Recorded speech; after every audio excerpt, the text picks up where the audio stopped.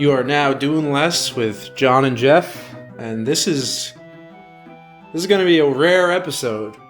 You know it's serious when me and John actually think the government might need to do more. And say it ain't so.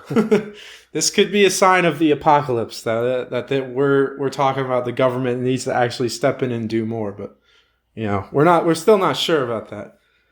Yeah, we might have to change the name of our podcast after this episode. Yeah. But we're coming to you after the recent outbreak of coronavirus, which has started in China, specifically Wuhan, China. It's a very severe outbreak, very severe virus that has led to 25 deaths and counting. Right.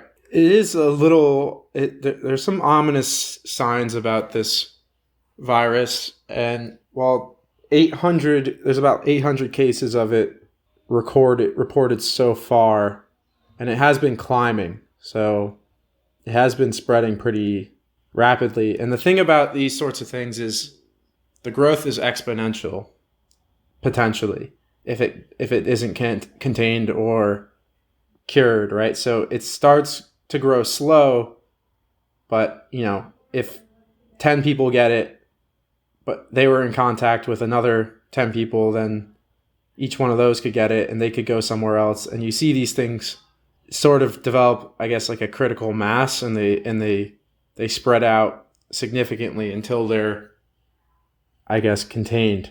And the ominous thing about this one, I would say, is Bill Gates is a guy who spends a lot of time. We actually talked about Bill Gates before on this podcast, but other than making Microsoft, he spends a lot of time on philanthropy for mostly for like infectious diseases.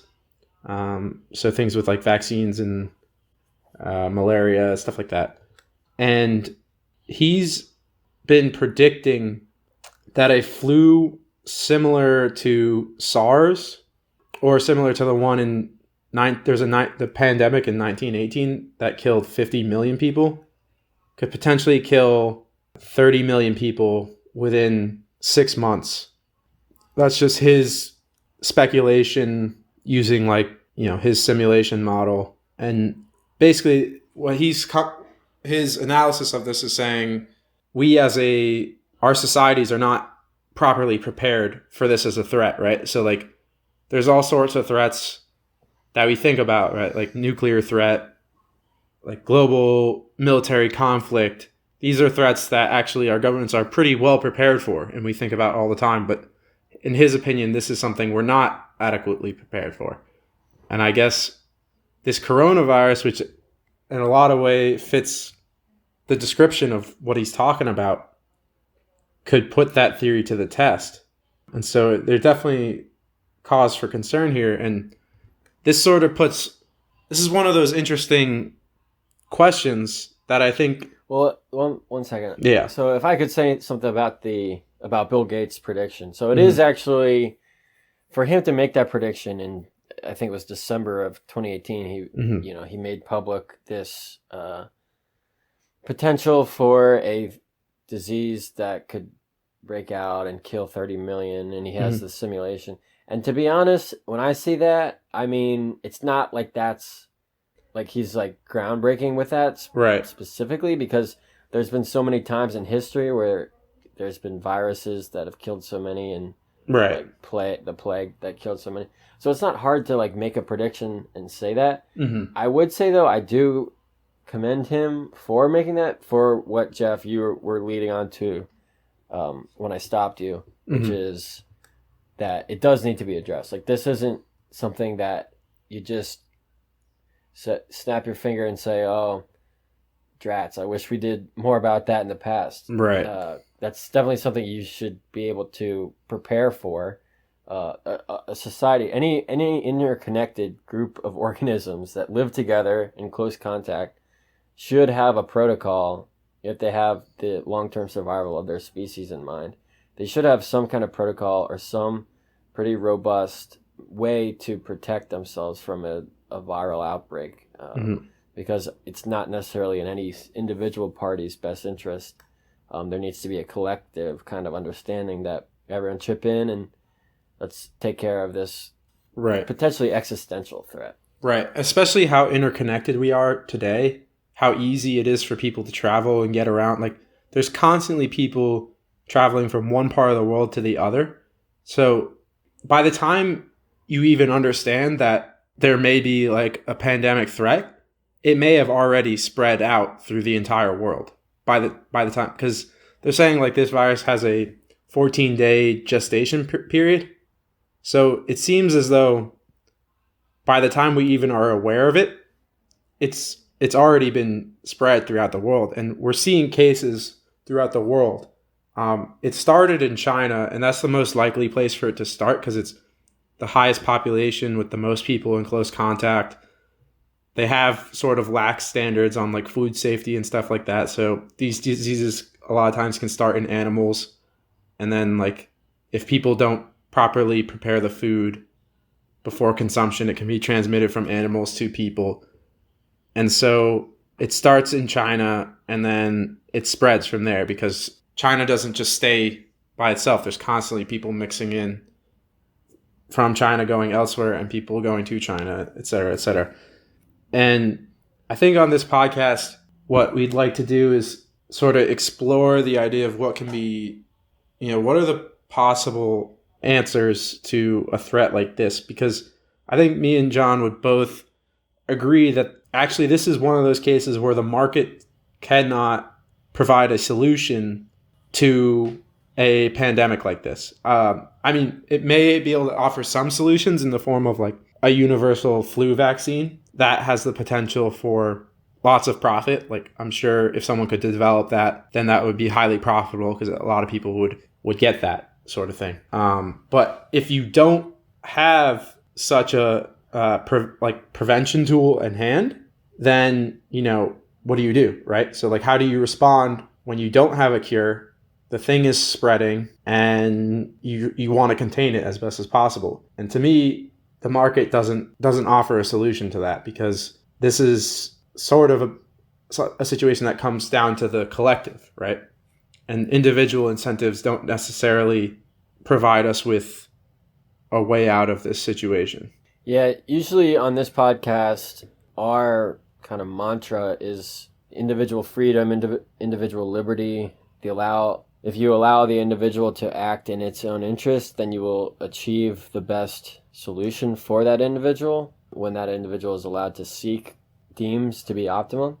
But for something like this kind of extreme case where societies in general are under attack as opposed to just individuals, it isn't really up to the individual to make that best decision because, for example, sometimes the individual's decision can be the best deemed solution for them, but it's actually worse off for the case of humanity, which in that sense is worse off for the individual. Let me explain. If there's a high concentration of a disease, if everybody in Wuhan, China decides to leave because they want to get out of this place where there's a concentration of a disease, well, that means that when everybody leaves, the carriers of the disease also leave. And when the carriers of the disease leave, then they introduce it to the places that they will go. Right. So, and they're not all going to the same place. So it causes the disease to spread. Right. So every individual actor in that scenario is saying, I want to protect myself. I want to get away from this disease. Right. But unknowingly, the transmission occurs more efficiently of this disease by having the people interact with different people in different locations geographically. So it's actually, in terms of a societal standpoint, it would have been better for those individuals to remain. So this is a case where each individual's incentive is to flee. It's to get out of the high concentration of the origination of the virus, right? It's in everyone's best interest to get away. But if you're talking about society's best interest, that could be potentially disastrous because now what you're doing is you're taking the most heavily concentrated place of the disease and you're spreading it out throughout the world wherever people decide to go. Maybe there's the case where if there's not enough a high concentration of the disease and everyone leaves that center and they disperse enough, then maybe that reduces the probability of it spreading because now everyone's spread apart and there's not necessarily a critical mass to spread the thing. I don't know. That could be a possible case, I feel like. But in the case that, basically this thing's been gestating in one city, then everyone finds out, and then there's a bunch of unknowing carriers of the thing. They all flee, they spread out, it spreads and spreads and spreads and spreads. That's kind of the disaster scenario. And I guess, so China's reaction to this has been to shut down cities. So what they're doing is they're trapping people in cities. And the question is, so China's basically like a dictatorship. They have a president who has declared himself president for life, and he has a lot of power and can do a lot, right? And the citizens don't have a ton of personal freedom. So China's probably set to be able to do this sort of thing pretty effectively. This is an example of strong centralized power, right? So they're going to have an easier time of closing down cities than probably anywhere, most other places in the world. And I guess, this may be a question of, is this an example where strong authoritarian centralized government actually benefits society in the long run, right? Because by shutting down the city, you're basically saying you're taking away people's freedom in that city to act in their best interest. So this could be very well a death sentence to a bunch of people that they have now locked in that city. And so that's sort of unfair to them. But now if you save the other 90% of people, I guess, is that morally an okay thing to do? And so this is such a difficult question to answer for me personally, because most of the time I feel like it's never okay to restrict another person's freedom. But there is this sort of question of kill one person to save 1,000 sort of deal, where it's like you may be dooming the people in the city, but if you save the rest of the world, does that make it okay? And I don't know. That's such a tough answer to the question. I feel like it's a cop out to just say I don't know, but the reality is I don't feel as though I have a really good answer where I'm like confident one way or the other on something like that. What do you think, John? Yeah, that was well said. And I similarly have a tough time wrestling with this for the same reasons. I mean, I really strongly believe in personal liberty and individual freedom, individual rights. But I also look at this as as we've been talking about in a societal context, there's a logical decision to be made. And so it may be the right answer. It may not be. I mean, I think I could definitely be convinced, or I could definitely see the point of view where a strong centralization of power in this circumstance can be correct, which is why we started the podcast off saying maybe we need to change the podcast title. But I think that really the reason we wanted to talk about it is for the listener to hear us wrestle with this use of centralized power and say that there's actually merits to it. We're not just here protesting the government, declaring everything the government does is bad. Right. And I actually really didn't want to talk about this today on this podcast, to be completely honest. But I think Jeff did a good job of convincing me that when you show that you are open to both sides, it kind of lends more credibility to your argument when you are opposed to government action. If you are able to state instances where government action is actually logical and necessary, we could maybe gain some credibility from a side that may think that we're just ignorantly discounting government action as all bad, which is not the case. Right. But this is a tough scenario. It's really it's hard to watch too, especially with all the news sites making it seem like the world is ending. Like if you go to the live coverage they have, there's red X's and red dots of the disease spreading. And I mean, it is serious, and it is good for them to make people scared and make people want to take precautions. Right. Same thing as I was saying with Bill Gates. It's good to spread the message that this is dangerous, and there should be stuff done to prevent it from spreading. Right. And so, like, it's probably not good to start a panic because panics are dangerous. And I don't think that it seems like some people kind of profit off like panicky stuff. Like that's sort of their business model to like shock and outrage and scare people. Yeah, definitely. But, again, like Bill Gates said, this is the type of thing that is a potential serious threat that I would agree with him that we don't really prepare for potentially enough. Maybe this thing will be contained soon and that will be the end of it and no one else will get sick. But, maybe it doesn't. Maybe it spreads a lot. That's also a possibility. And it's important to be careful and do things that are suggested like by the World Health Organization, stuff like that. And again, this question of what should the government do in these sorts of things is very interesting because I actually think that with a sufficient amount of panic, maybe like a government that's optimized to handle normal functioning societies may actually be impotent to even do anything in this scenario. Like China's very authoritarian and they have the power to shut down cities. I actually don't think the US government in a panic has the power to keep people from leaving because like in this country people can own guns and a lot of people do. And there's just not enough people on the government payroll who are willing to, at the end of the day, hold the line in front of a bunch of panicky people who want to get the hell out. Like, so it may actually be that like an optimal government in a normally functioning society is actually impotent to fight these kinds of threats. And the question I just thought of most of the cities that I've been to in my life are very poorly designed in terms of infrastructure and in terms of exit capacity. So maybe the government's long plan for dealing with quarantine scenarios is to build the infrastructure so bad that they don't have to create an active force in isolating. It's like a city. people just the own traffic keeps them in.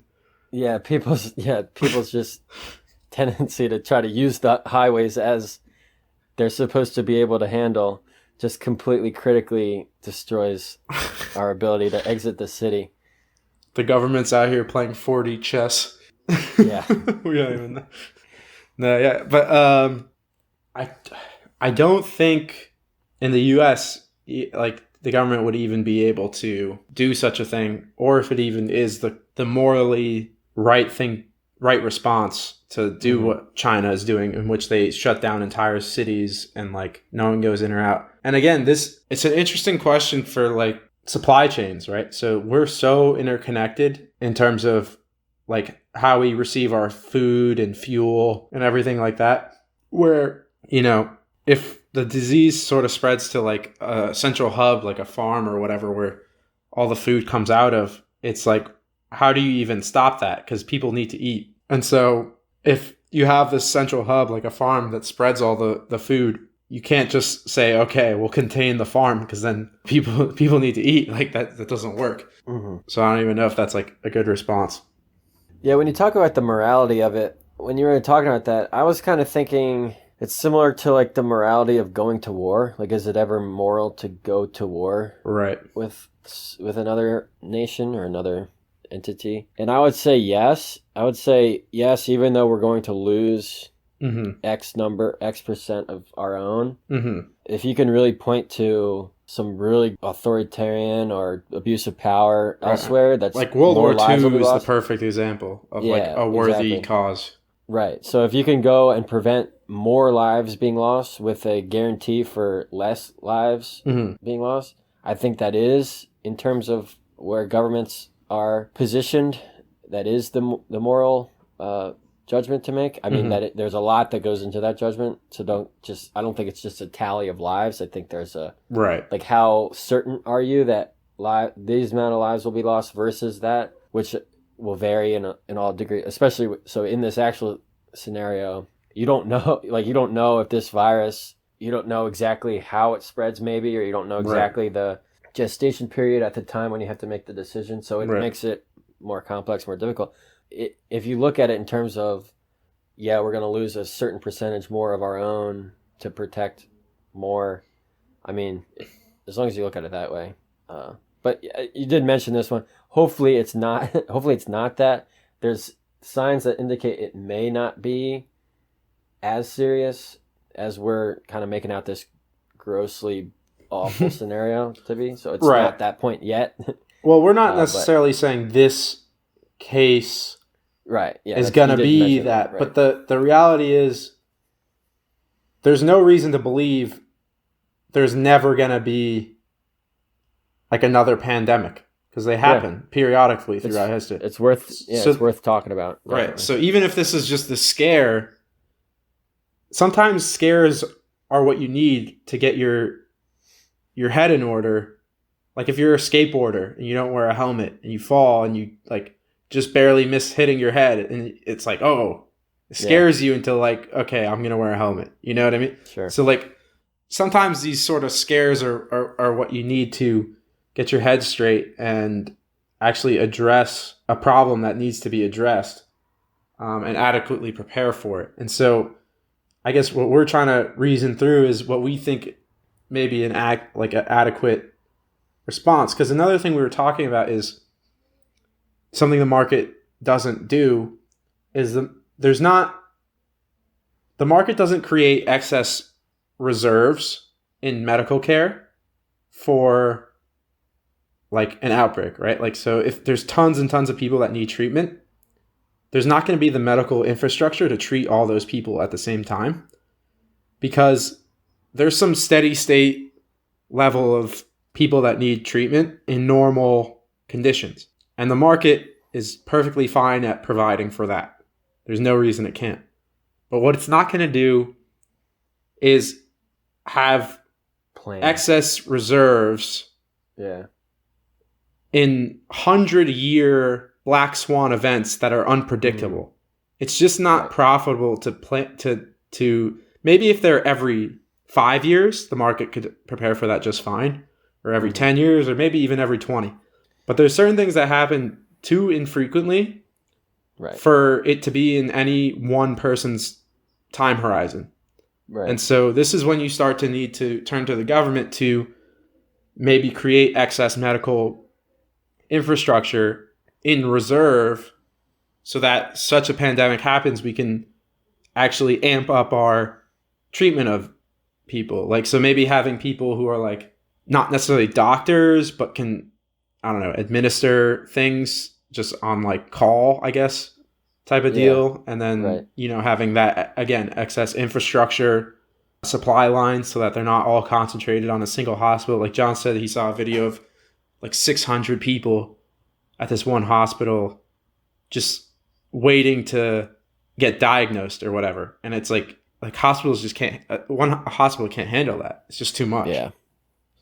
Yeah, and that's actually an inverse case of the example we were using before of everyone wanting to flee to save their lives. Right. There's also a force for everyone to conglomerate at the location to get diagnosed. To, you know, oh, I want to save myself. I want to make sure that this cough I have or this sickness that I feel isn't it. Is A, it's not the disease, or B, if it is, I get treated and I don't die from it. Right. But that same force that drives people to that site to get diagnosed is also increasing the collisions between people. Right. In terms of more places for the virus to spread. So that just goes back to another example of how, especially at-risk people, it's putting all the at-risk people in one location. Yeah, it's certainly not optimal from a societal standpoint. So I will say, to come at this, I guess, one other way, in more true do less fashion. So we came out pretty heavy on ways the government can act as a government should act and be able to mitigate lives lost. But a do less person, someone who believes in do less, might say, yes, but as soon as you invite the government to have the power necessary to fight in a just scenario where they fight for the good of society, well, now that you've invited them to have that power, they're going to use it for an example that may not be as just, which is I think is very valid. So I guess I would just concatenate on our kind of message that the government does have a reason to act strongly in this scenario, with the message that the government's powers should be limited to those scenarios very precisely and very Right. Like the wording needs to be very precise so that there's no, because like there's so many things in the Emergency Powers Act, I think it's called, where they basically gave a bunch of power to the president to act in emergency, but that's so vague, right? Right. They didn't put any stipulations on what actions could be taken, what a true national security threat is. And so that has been abused over and over and over and over again. Yes, and absolutely. So like, I think this is one of those cases where it's actually easy to specifically define this, like a disease of biological nature. In the event where there's a risk of rapid contagion, the government may do yada, yada, yada, and specifically outline what they're allowed to do in specific scenarios so that this power has no threat of being misused. Yeah, because as soon as you lend the government the ability to do something extreme that's necessary, that everybody agrees is necessary, you're also welcoming them to interpret that the way they'd like to act in a way that may not be in everybody's agreed best interest. Yeah, so I mean, if this turns out to be as bad as SARS, just to give people a reference, SARS was another viral respiratory disease originating in China that happened in 2003, and there was a total of 8,000 cases, resulting in roughly 800 deaths in 37 different countries. And then it was contained, and there's been no cases of it since. So, that's not nothing, and it is serious, and it is sad to have that loss of life, but it's not a reason to panic, in my opinion, because 800 out of 7 billion people is such a low probability of it like happening to you that I don't think there's reason to panic over such a thing and do anything drastic, just to put it in perspective. Yeah, that's a good perspective. Also, it might be worth mentioning, you said you had the World Health Organization recommendations earlier. Go over those just to... Yeah, so the World Health Organization, they say to reduce your risk of coronavirus infection, clean your hands with soap and water or alcohol-based rub frequently. Cover your nose and mouth when coughing with a tissue or flexed elbow. Avoid close contact with anyone with cold or flu-like symptoms. Thoroughly cook meat and eggs.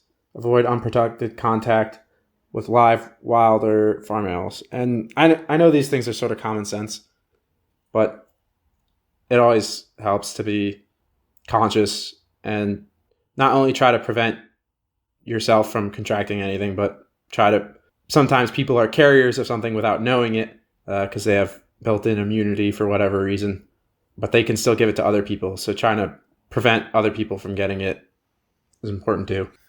All right. Well, done. Thanks for doing less with us, guys. Yeah. See you next time. Take it easy.